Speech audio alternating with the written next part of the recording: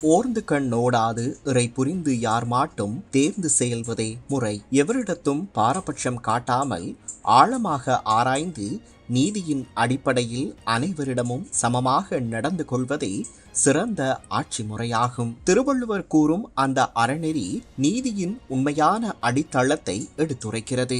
சட்டத்தின் முன் அனைவரும் சமம். நீதி தாமதமின்றி பாரபட்சமின்றி வழங்கப்பட வேண்டும். அந்த உயரிய நோக்கத்தையே அடைவதற்கான ஒரு நிர்வாக சீர்திருத்தமாகவே நீதிபதிகளின் ஓய்வு பெறும் வயதை 2 ஆண்டுகள் நீட்டிக்கும் அரசாங்கத்தின் முன்மொழிவை பார்க்க வேண்டும்.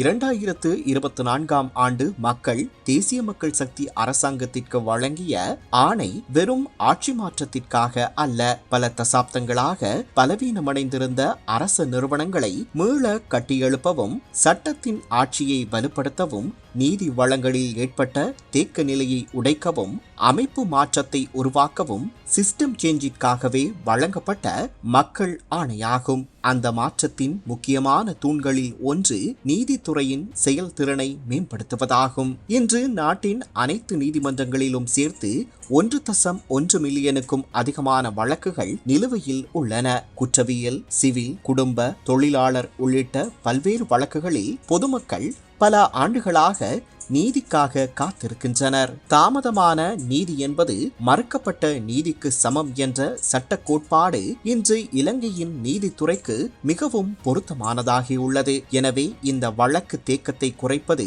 எந்த அரசாங்கத்திற்கும் தவிர்க்க முடியாத தேசிய பொறுப்பாகும். அதனால்தான் அரசாங்கம் ஒரு நடவடிக்கையை மட்டும் மேற்கொள்ளவில்லை. அரச பகுப்பாய்வு திணைக்களத்தில் நிலுவையில் உள்ள ஆயிரக்கணக்கான பரிசோதனைகளை விரைவுபடுத்த அதிகாரிகளுக்கு மேலதிக நேர பணிக்கான கொடுப்பனவுகள் மற்றும் உபகரணங்கள் வழங்கப்பட்டுள்ளன. குறிப்பாக அதிக எண்ணிக்கையில் நிலுவையில் உள்ள போதைப்பொருள் தொடர்பான வழக்குகளின் விசாரணைகளை துரிதப்படுத்த இந்த நடவடிக்கைகள் உதவும் என எதிர்பார்க்கப்படுகிறது. அதேபோல் முன்னாள் அமைச்சர்களின் உத்தியோகபூர்வ இல்லங்கள் விசேட உயர் நீதிமன்றங்களாக மாற்றப்பட்டு முக்கிய வழக்குகளை விரைவாக விசாரிக்கும் நீதிமன்ற உட்கட்டமைப்பும் உருவாக்கப்பட்டு வருகிறது. இந்த முழுமையான நீதித்துறை மறுசீரமைப்பின் தொடர்ச்சியாகவே அனுபவமிக்க நீதிபதிகள் விரும்பினால் மேலும் 2 ஆண்டுகள் சேவையாற்றும் வாய்ப்பும் வழங்கப்படுகிறது. இது நீதித்துறையின் சுதந்திரத்தில் தலையிடும் நடவடிக்கை அல்ல. எந்த நீதிபதியும் எந்த வழக்கில் எவ்வாறு தீர்ப்பளிக்க வேண்டும் என்பதை அரசாங்கம் தீர்மானிப்பதில்லை. மாறாக நீதிமன்றங்களின் மனிதவள திறனை வலுப்படுத்தி அனுபவமிக்க நீதிபதிகளின் அறிவையும் அனுபவத்தையும் இன்னும் சில ஆண்டுகள் நாட்டின் நீதித்துறைக்கு பயன்படுத்தும் நிர்வாக சீர்திருத்தமே இதன் நோக்கமாகும். உலகின் பல ஜனநாயக நாடுகளிலும் இதுபோன்ற நடைமுறைகள் நீண்ட காலமாக பின்பற்றப்பட்டு வருகின்றன. ஐக்கிய ராஜ்யம், கனடா, பிரேசில் போன்ற நாடுகளில் நீதிபதிகளின் ஓய்வு பெறும் வயது 75ஆகவும், ஜப்பான், ஆஸ்திரேலியா, நியூசிலாந்து உள்ளிட்ட பல நாடுகளில் 70ஆகவும், ஜெர்மனியில் 68ஆகவும், பங்களாதேஷில் 67ஆகவும் நிர்ணயிக்கப்பட்டுள்ளது. எனவே காலத்தின் தேவைக்கு ஏற்ப இலங்கையும் தனது நீதித்துறை நிர்வாகத்தை மேம்படுத்துவது இயல்பான முன்னேற்றமே அன்றி விதிவிலக்கான செயல் அல்ல. இந்த முன்மொழிவை எதிர்த்து கருத்து வெளியிடுவது ஜனநாயக உரிமையாகும். ஆனால் வழக்கு தேக்கத்தை குறைத்து நீதியை விரைவுபடுத்தும் நோக்கில் மேற்கொள்ளப்படும் ஒவ்வொரு நடைமுறை சீர்திருத்தமும் கடுமையான அரசியல் விவாதத்திற்கு உள்ளாகும் போது அதன் உண்மையான விளைவுகளை மக்கள் பகுத்தறிவுடன் சிந்திக்க வேண்டிய பொறுப்பும் உருவாகுகிறது.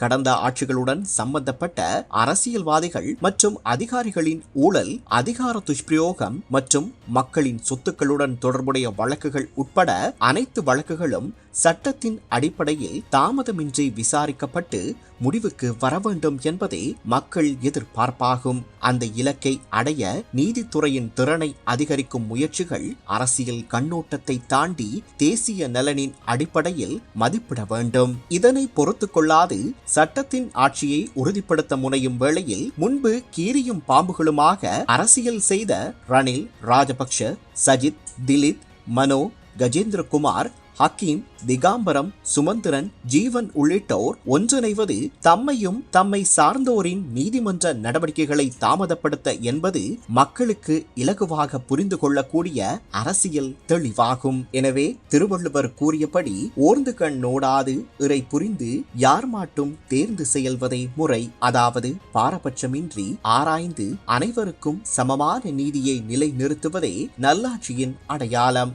நீதித்துறையின் செயல்திறனை உயர்த்தி தாமதமான நீதியை விரைவுபடுத்தும் இந்த சீர்திருத்தமும் அந்த உயரிய லட்சியத்தை நோக்கி எடுத்து வைக்கப்படும் ஒரு முக்கியமான படியாகும். நீதியின் வெற்றி எந்த அரசியல் கட்சிக்கும் சொந்தமானதல்ல. பல ஆண்டுகளாக நீதிக்காக காத்திருக்கும் சாதாரண மக்களின் வெற்றியாகும். சிதைந்த தாயகத்தை மீள கட்டி எழுப்புவோம்.